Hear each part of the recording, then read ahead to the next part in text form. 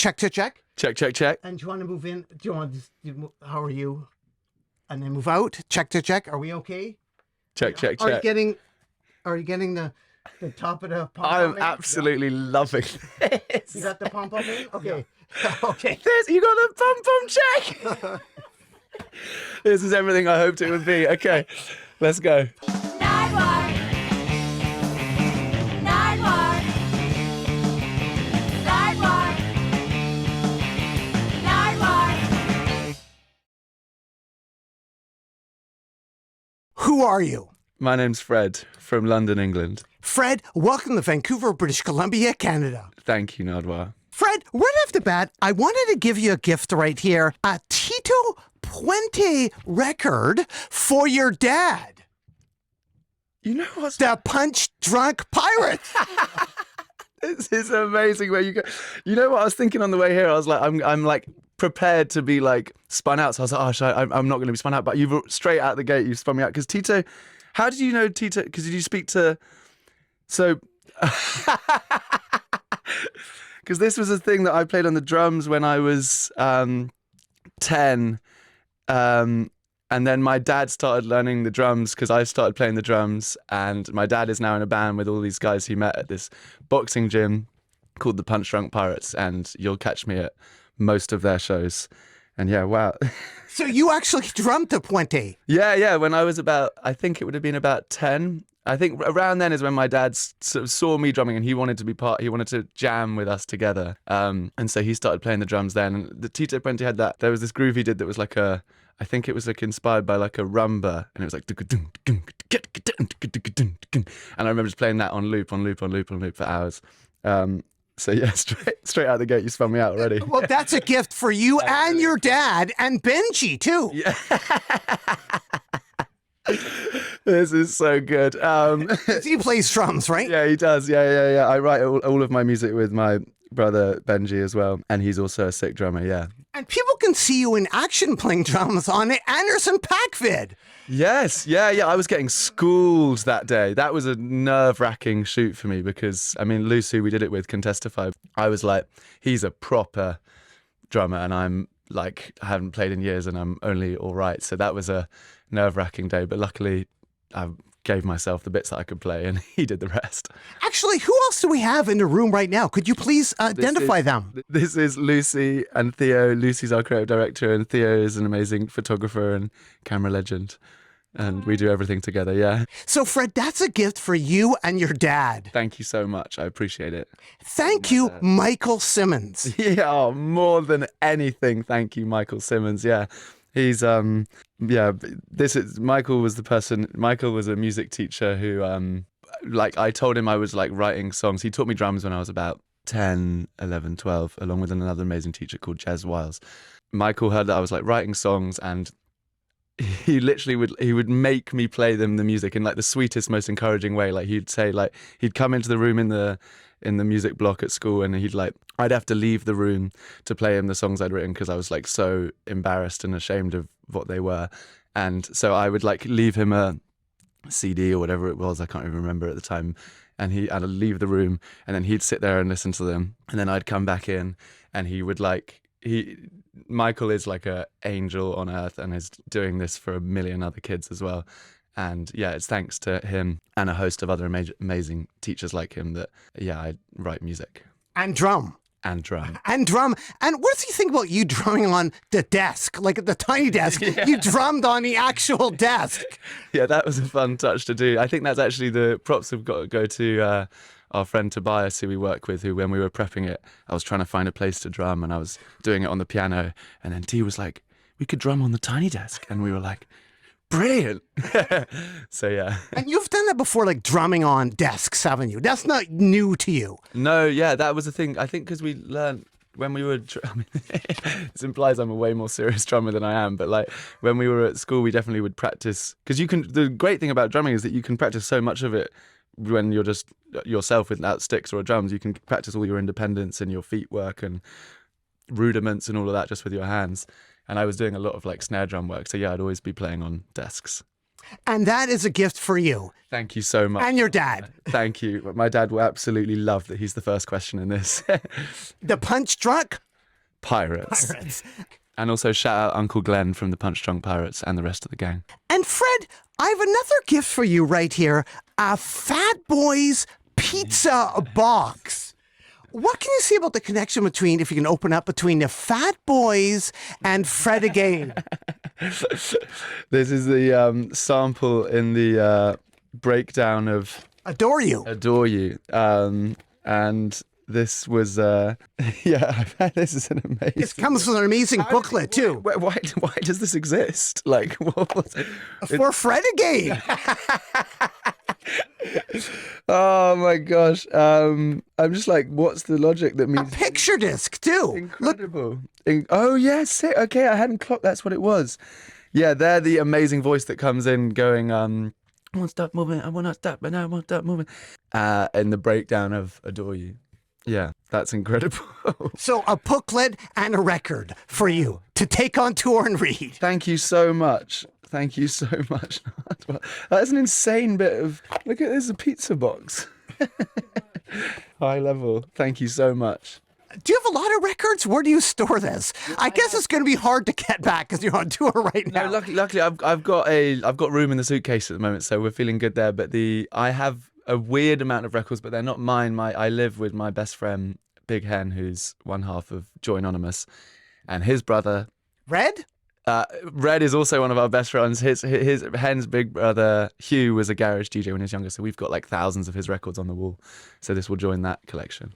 Going back to the early days, clapping music. What is clapping music? Clapping music.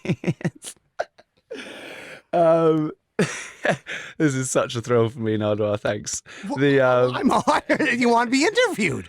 The clapping music is a piece of music by Steve Reich. Am I getting that right? It is Steve Reich. Am I getting that right? Yeah. Okay. Sure. And that was something I played with, and it's basically just two people clapping in like polyrhythms. So you do, and the polyrhythms are gradually displacing. So it would be like, and then someone else would do that exact same rhythm, but starting a 16th note later. And it's unbelievably hard to play tightly. And I think maybe unbelievably like boring to listen to for some people, but kind of hypnotizing for some people. And so I played that with Sasha Johnson, who was another incredible teacher I had, who encouraged me to play a lot of like classical percussion and stuff like that. And so we played that together. Yeah, I was curious about that 50-piece orchestra. Rappers who are in the orchestra? Who are the rappers? Could you please explain? Are you talking about the symphony thing? Yeah. So this was a concert that basically what happened was I found out that to call something a symphony, the definitions are actually really loose.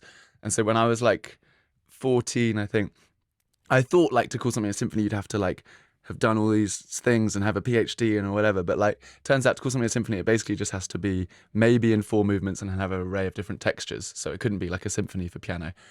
But and so then I was like, shit, okay, I can just make myself a symphony, and then like, no one can say I can say I've done a symphony, even if it's rubbish. And a lot of it was, but but it meant that I was able to like use the orchestra at school, and I also had my friends Chinny and Chris KNS and Michael Payne who were rapping in it, and my friends Tristan and Jim and a bunch of peeps all singing and playing synths and guitar and staff on good, mad whole bunch of shit. It's great you got them involved. Yeah, it was that was the real blessing of it, is being able to do a piece for like 50 people and be able to access all my friends and have everyone play together. Like no one was being paid, we were all at school, and it was just that was a blessing of the time, I guess. B1. Yeah. That was the house I was in at school, yeah. B. B1. What was A1? That's a really good point. And there wasn't one, and there should have been. I don't know, yeah. You got Logic at age 11? I think I got Logic at age 12. Like, who was your friend that introduced you to Logic? It would be Pav, I think, who was a guitar teacher, and he would show me how he was making songs with his friends. And I was making songs on a Boss. I had one of those 8 tracks, those like Boss 8-track things. And because I was wanting to do these like really grand pieces, I would do that thing of like recording 8 tracks onto the Boss and then recording all 8s onto the 1 track of the new session, so I could get 7 more tracks, and then recording all 8 of that onto the next 2 tracks, so I could get 6 more tracks. So cumulatively, I could get 60 or whatever. But then he showed me Logic, and I was like, how many tracks can you use? And he was like, as many as you want. And I was like, oh my gosh. And that was kind of the beginning of the greatest love affair of my life. Cello and trains? A cello made of trains. Brian? Is that a Brian?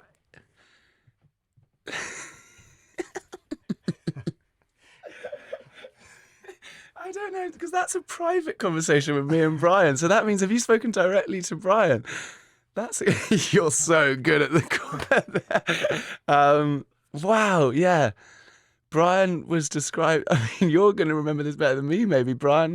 This is with my friend and mentor, one of my favorite people on the planet, Brian Eno, and he was messaging me about, I can't even remember what it was. He just said this hilarious flurry of words about like cello made of trains and like what he wanted something to sound like. Do you remember? Maybe you remember better than me. Well, the Clapham Common Station.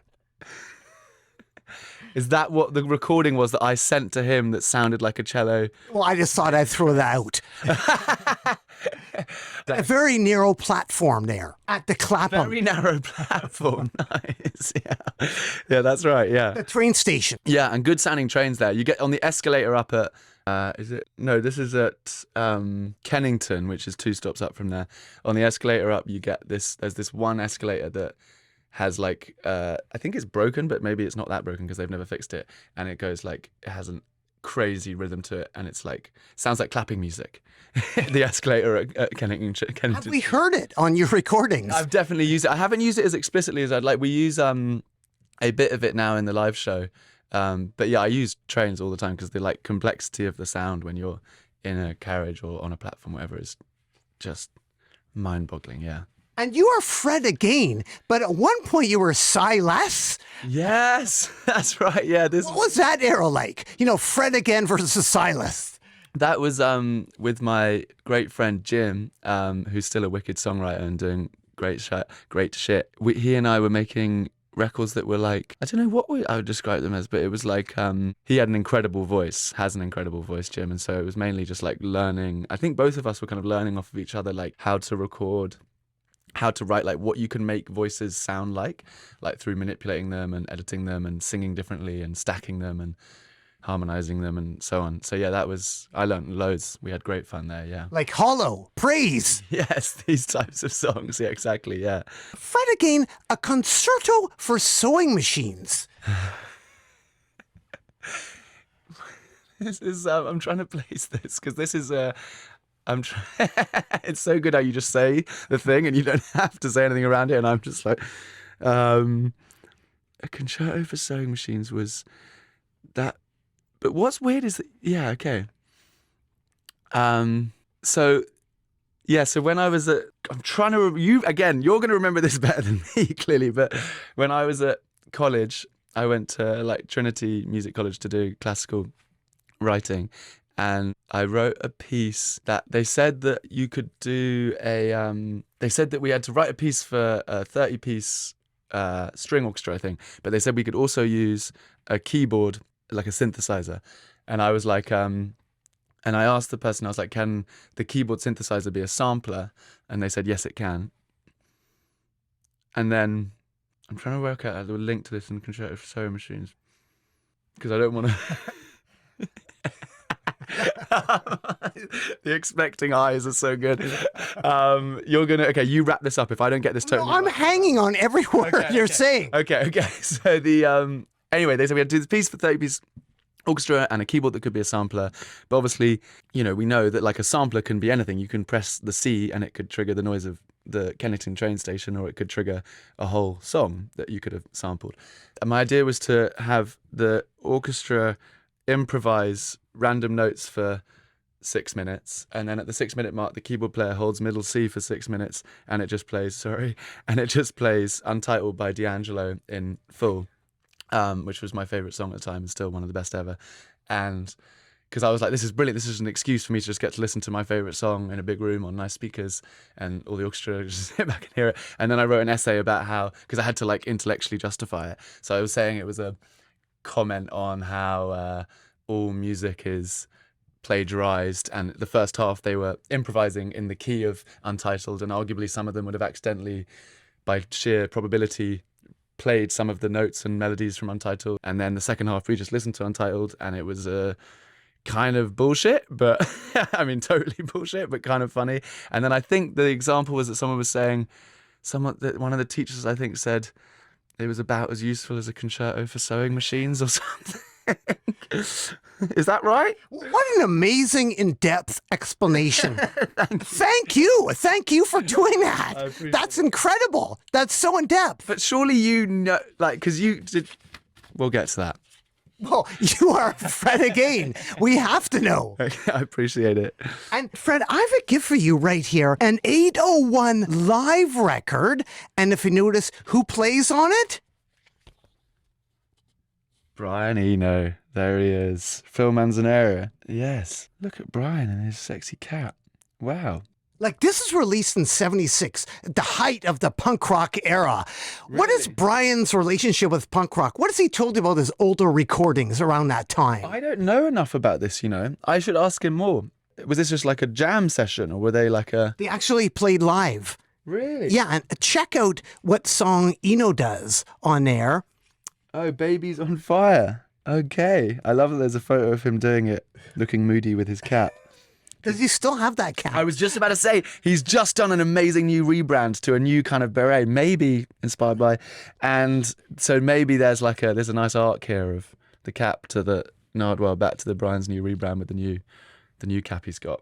Thank you. So, no problem, and that's a gift for you. But Brian, has he explained anything about Windows 95? Like, he did the startup sound. That is incredible. It is incredible. Has he said anything about that? Well, I think the only thing I would be able to say, I think I'd be repeating what you probably read that he said, but it is really interesting that about a really beautiful example of his mind being unlike anyone else's, in that, like, they said to him, they came up to him and said, we wanted you to make this little 4-second composition for the new Windows computer. And I think he was most interested by the idea of the shortness of the composition, because he'd been making these like pieces that were 8 minutes, sometimes 8 hours, sometimes crazy, crazy long things. And so he then became obsessed with this like minutiae of, like, he made thousands of different like 3-second, 4-second, 5-second, 3-second, 4-second pieces, to the point where the thing that I love, that I find most interesting that he was explaining, is that he did that for months. And then when he came out of doing that and started working in songs, the idea of having like 4 bars to do something felt like this like massive expanse of time, and he felt like he could do so much in a song and achieve so much and do so much like intricate storytelling. And so I think it was interesting in that way. Yeah. A verb plugin. What sort of plugins does Eno use? A verb? A verb, yes. A verb is the... How have you done that? So he's one of the funniest things about Brian, which was a great learning when I first met him, is he's like sort of beautifully lawless in how he'll work, you know, particularly in like recording music. There's a lot of sort of so-called rules. And so I remember, like, for example, one time we were like working on a song and we'd worked on it for months, and we'd like literally months, like just looking at all the minutiae and changing these things and worrying about that, and then going back and re-recording the way that your snare hits. And then we were like, okay, yeah, cool, I think we're approaching the deadline, we can send this off to mixing. And then just before we send it to mixing, Brian just goes into, if you hold Alt when you click on the plugins in Logic, you get the legacy plugins, and there's about 5 of them, and they're really useful. Silver Compressor and Averb are the ones that he and I use a lot. Just before we were sending it off to mix, he held Alt, and he was just on the master, not on any single track, like on the whole song, held Alt, and he just dragged in an Averb, and that makes the whole song become like, and he was just there, and he went, oh, he's like, much better. He was like, we should send it off like this. And I was like, what? But we just, I was like, that's the most wild thing I've ever seen anyone do, just straight master on the reverb and straight to mix and release it into the world. So yeah, big ups Averb, big ups Brian. So when you first came in there, you were like helping him with biscuits? You got biscuits for him? Yeah, biscuits and snacks, and helped arrange the I mean, I think I was essentially given the unplugged controller. I was like doing stuff like arranging the singing sheets so that everyone could sing together. Yeah. What do you think about the different biscuits, like pink wafers, Yeah, good biscuit. Yeah, good biscuit. rich tea, Sure, that would be, I think, probably Brian. Well, he's not a big biscuit man, but some of the people there are. fig rolls, Really? I wouldn't know, actually. chocolate fingers? Yeah, sure. Sure, and the white ones. Both good. Did you end up dropping out of school, kind of, for Brian, in a way? Yeah, kind of. I mean, I think it was like I was doing, when I was at the college that I was telling you about where did the piece where I sampled, played just Untitled in full. I went there for 2 years and it was great and I learned lots of stuff, but I wasn't wanting to become like a classical composer. I was there because I wanted to learn about sort of how to write Bach fugues and things like that. And then around that time, I started making, like Brian would be helping me with the music I was making, and then he asked me to help him with an album he had just started to work on with Carl Hyde from Underworld. And so then I was like, okay, I think maybe I can just go and do that now. I think I've got enough of a reason.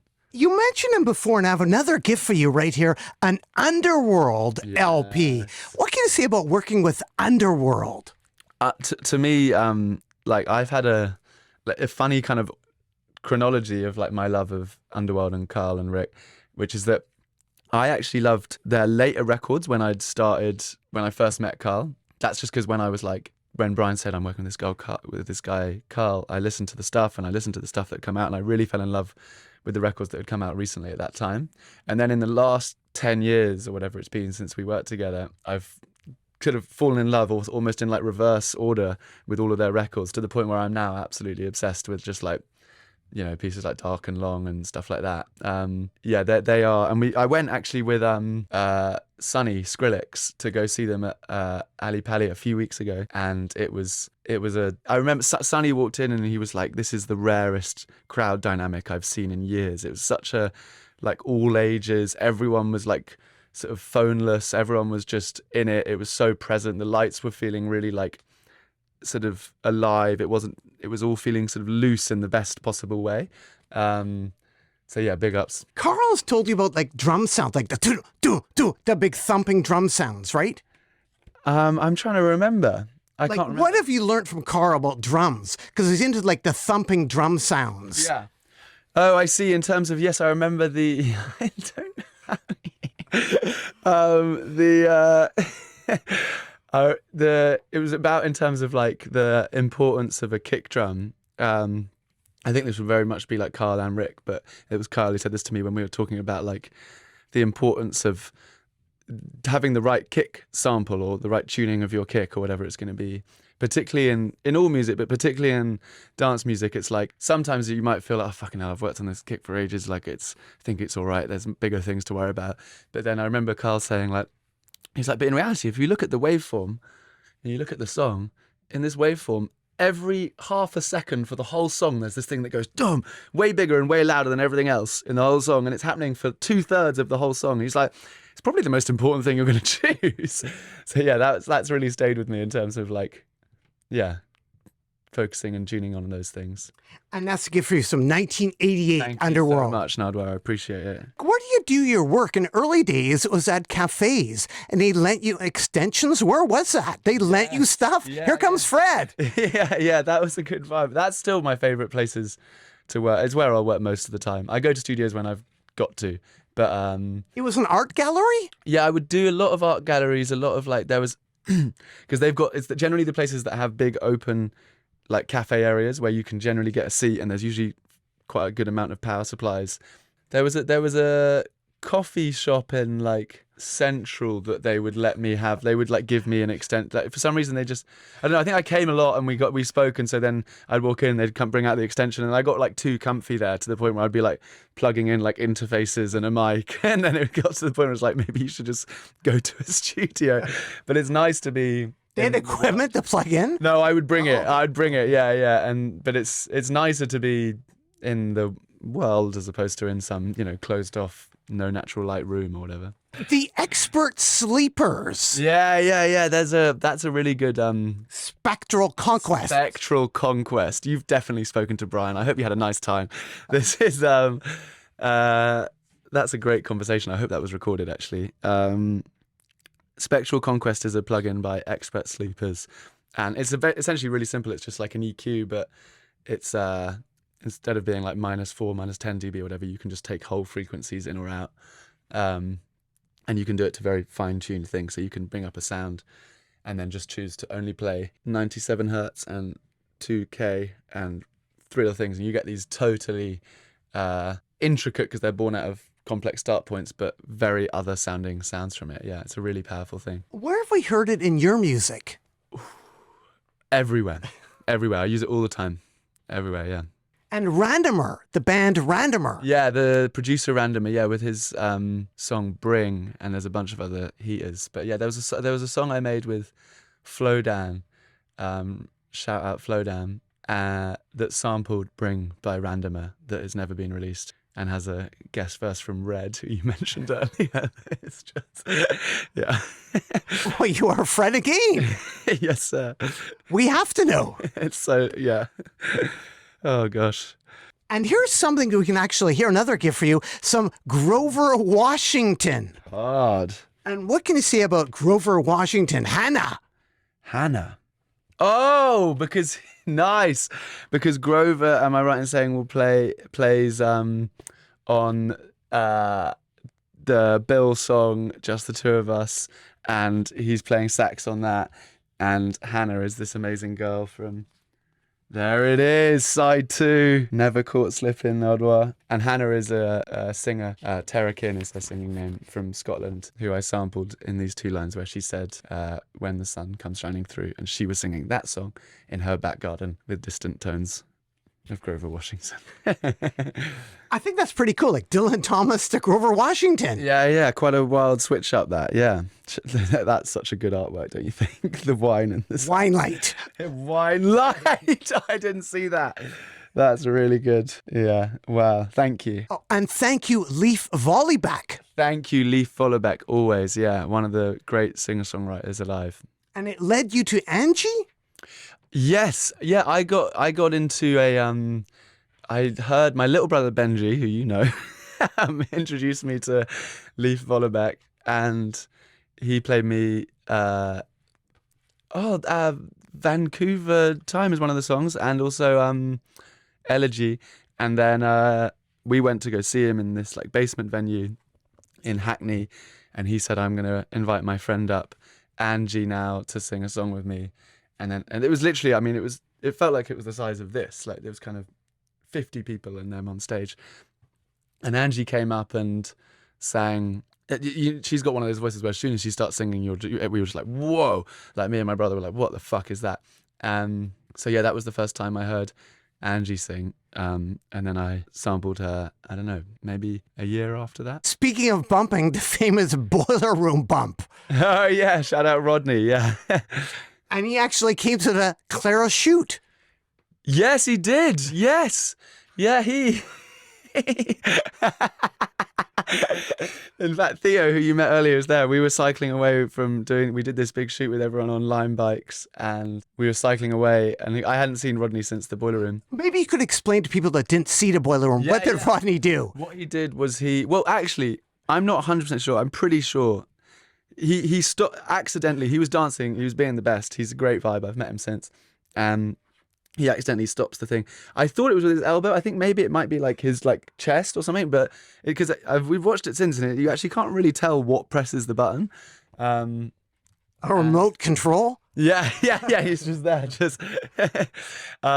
so so then he did that, and that was just a funny moment, and I was like spun out, and then I clocked what happened, and it was all good.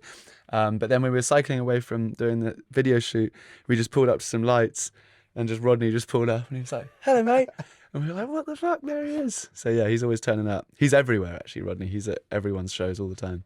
Big Hen and Red at Glastonbury. Voice notes. Yes.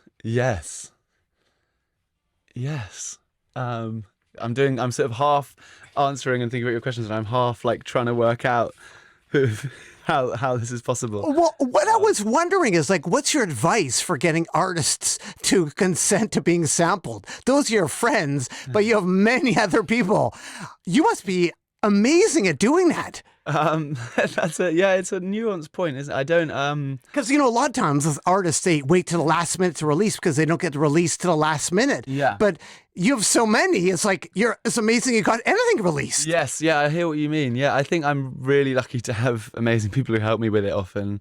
But I think also I'll always like reach out personally to the person and explain what their record means to me and why I've done it and what I'm trying to do with my record, so that it doesn't become so that they know that it's something that I've spent hours on and care really deeply Right. about. And you explain, I'm sure, great. But then they probably say, oh, I'll get back to you, and don't. Like, what about the follow-up? I like that we're in the admin. I think then that is. I think then on the follow-ups, if they say they're cool with it, then I think it's okay to. You don't need a follow-up. No, you do need to follow. You do need to make it right. But I think then I think I would defer to the people in our team who help make sure those things are okay.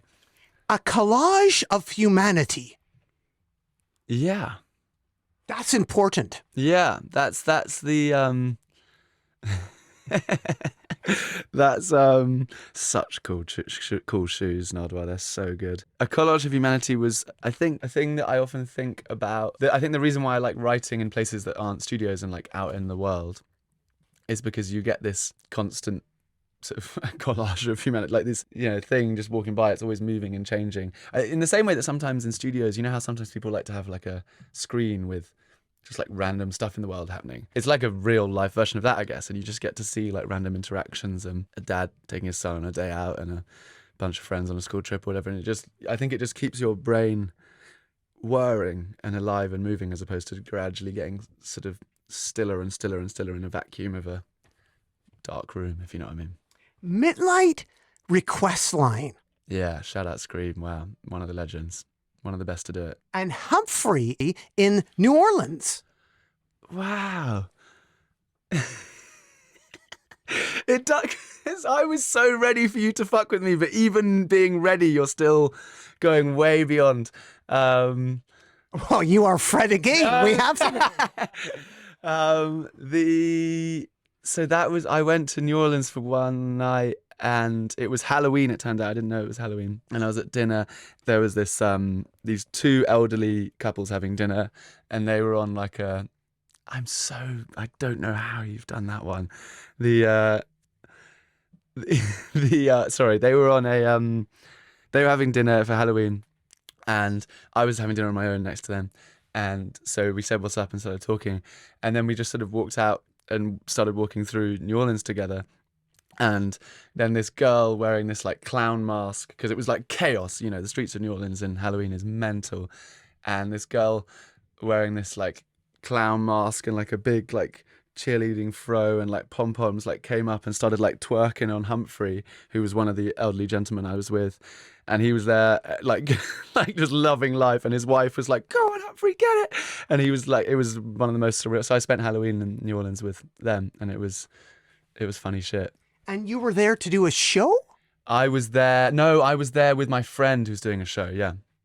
Who was that? Do you know? Ed Sheeran. How was that show? Incredible, yeah, incredible. The inspiration of like the way he does it actually all live at that scale is it's so mind-boggling, the vibe of like the conviction to like really just hold it down. Like at so many points someone would have said, okay, now you need to get a band, or now you need to introduce some playback or whatever. Yeah, just like the integrity and like conviction to always do these shows bigger and bigger and bigger as they got for him. And it's incredible to see. Fred, again, winding up here, what are some tips on speaking to people? Like, thank you again for speaking to me, Nardwuar, the Human Serviette, but you've also talked to, like, and convinced the mayor of Perth, the New York Police Department. Like, what are the tips? Like, could you explain the situation, please? I think, the shout out the mayor of Perth. That was when we were doing the last rave on our Australia tour a few months ago, which was wild. And we didn't get, like, we take the sound of all the shows like really, really, really, really, really seriously, and getting it good enough and the right level and proper PA and everything. And in Perth, they had a noise restriction of 96 dB, A-weighted, which is not ideal. As a Vancouver resident, you know about 96 dB limits because that's a lot of the city outdoors. So I said, and it was the only show where we had to like make a concession. I was like, fuck, okay, we got to just do this for this one. And then we got there and they said to me, the mayor of Perth is coming to the show. And I was like, cool. I was like, can I meet him? And so I was like, said, what's up? And then I was like, just before you go, I was like, just so you know, like we're currently working with like a 96 dB limit. I was wondering if we could just push that by like 2 or 3. And he was like, oh, 2 or 3. He was like, you can push it by 15. And I was like, oh, he has no idea how loud that would be. And then our team were there like, is that confirmed? We've got an approval for 100 dB. And he was like, yeah. And so we managed to play, yeah, shout out the people of Perth. That was one of the funnest ones. Like hands-on. Yeah. It makes a big difference that's like the difference between, that was 36,000 people or something. What about the San Francisco mayor? Yeah. For the lights. What happened there? Yes, I did. Yeah. That was because I was wanting to, when we were doing the show at the Civic in San Fran with my friend Sonny, Skrillex Sonny, I was wanting to get permission to light up their building because the Civic Centre is the most incredible building and that was why we chose to do it there. But we wanted to have permission to like make that build as opposed to like cover it with all of our stuff. We wanted to just make it so that was what you saw. And that was proving to be tricky. So I asked if I could speak to the person because I wanted them to know that it was coming from a place of like, we want to make your great building look great. I wasn't trying to do anything weird. Do you know what I mean? But it's great you went right to the source. Yeah, it's something when you can, it can sometimes be, if you're not trying to do anything, yeah. I think generally I'll do that when I think we're just trying to do something that I think is good and I can't see any downside to it. Now, speaking of Skrillex and drum sounds, etc., what can you say about this particular break right here, the Winston's Amen Brother? I mean, it's the definitive one. I was speaking with my friend Tony literally yesterday. What was it? He showed me this meme where it was just like someone saying, it's just a 3-second drum loop. And then someone else saying, it's my entire personality. It's every memory I've ever had. It's all things. And that's, yeah, I always think about the idea of trying to go back and explain to the Winstons that there's this little moment in their song where they stop playing for a second and the drummer plays and trying to explain that that's going to give birth to like, not just like thousands of songs, but like genres just out of this one. So yeah, kind of wild. But I was curious, you use that for Baby Keem. Yes, I used a tiny snippet of the Leave Me Alone. of the Amen break and Leave Me Alone. I use a few other breaks in that as well. That song became. I made so many different versions. You'll know better than me what's in the actual final one, to be honest. But yeah. Fred, again, winding up here, in your house, do you have like an old Victrola record player? Wow. Yeah, I wouldn't know that's what it was called. What did you say it's called? Victrola. Victrola, right. Like, how would you describe, like, it looked like a... Yeah. You've been there, I can see. And it's my brother got that for me in Delhi in India when he went there a few years ago. And yeah, he brought that back and it's always just been like, I've only got a few records that work on it. And in fact, the other day, someone fucked the arm up, so I need to get it fixed again. But yeah, I've always had that in the corner of my living room, yeah. Well, I thought I'd give you some records to work on it. Oh, that's An so Oscar kind. Peterson 10-inch on 78 RPM. That is so kind. I so appreciate that. We've only got like 1 or 2 things, and they don't sound really rubbish through it. That is exactly the kind of record you want to listen to through it. And Oscar Peterson, Canadian, legendary Canadian. Yeah, one of the absolute greats. Maybe the best ever on the keys. Yeah. And that's from 1950 as well. It's also great art too, isn't it? Amazing. It's almost like a wall hanger too, isn't it? Yeah. That is beautiful. Thank you so much. I can't wait to play that. Hen is going to love this. Ah, Fred, you really picked the right moment to tell. I think that's my friend Isla. Yeah. Yeah. What was going on there? I'm trying to remember. Shout out Isla. She's like, Ah, Fred. this is like absolutely wild. You quoting Isla, quoting me back to me. I can't, the thing that I quite like about a lot of those sort of little snapshot samples is that often as they go on and take on their whole new life, I often can't even remember the original context of them, in a way that I kind of like. They become different things based on the songs that you frame them in. And so, yeah, I don't actually remember, embarrassingly, but I saw Isla last week and she's doing great. I have another gift for you, Fred again, a quartet record from 2001. I'm very happy to have this. I was speaking to Kieran on the way here. This is great. Yeah, I was curious, Fred again, Fortet, has he told you much about the early, like the 2001 era?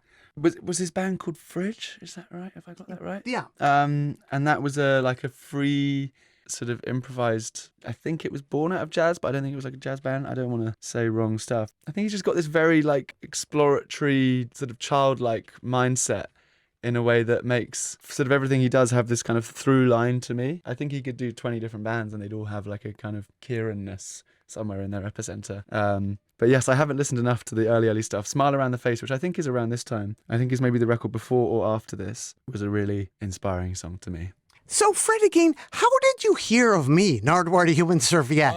I've watched your stuff since I was a kid. Absolutely. I think you are the greatest and I'm honoured to be here, genuinely. Well, I'm honored that you've come to me, to Nardwuar the Human Serviette. I appreciate that. What vid did you get into first, do you think? I'm just curious. I'm trying to think what that would be. I think maybe the Snoop one, but I think it was just like a whole, like me and my friends would always just watch your videos and I just think you're the coolest.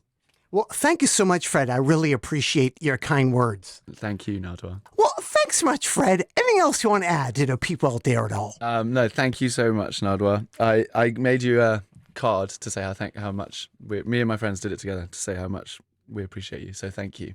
Oh, thank you very much. I really appreciate that. So it's my friend pointed out that we could make a cardwar and give it to Boom! For Nardwuar. That's incredible. Thank you so much. I appreciate that. that end bit. And this is also shouts to Lucy and Tony and Theo who helped me with it, yeah. But it's got all of the Oh, amazing!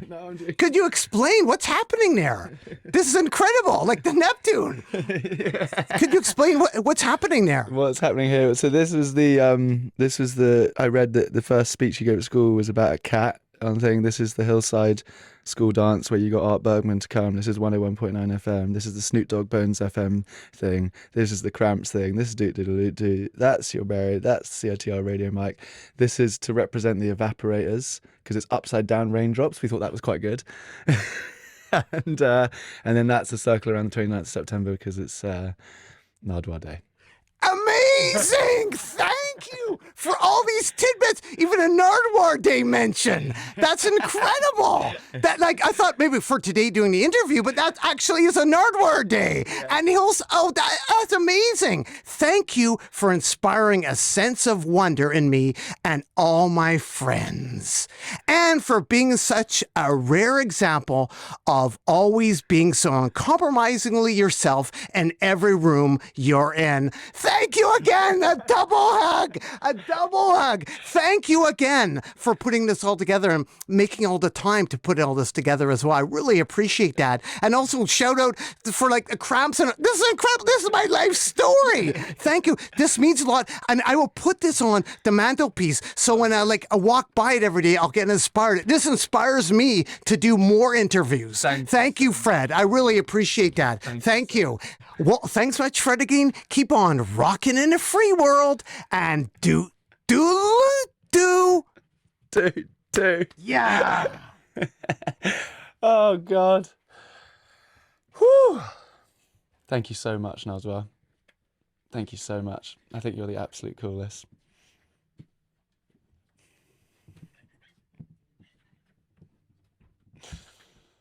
This is my favourite stand I've ever had. I'm gonna cry.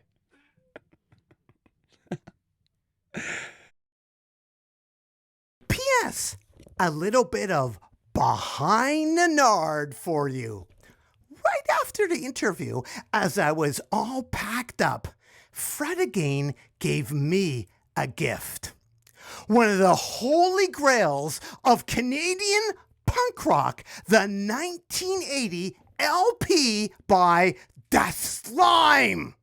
An original mint copy with liner notes intact. The slime from Newfoundland. Amazing. Thank you so much, Fred, again, for this incredible gift. And thank you as well for an interview.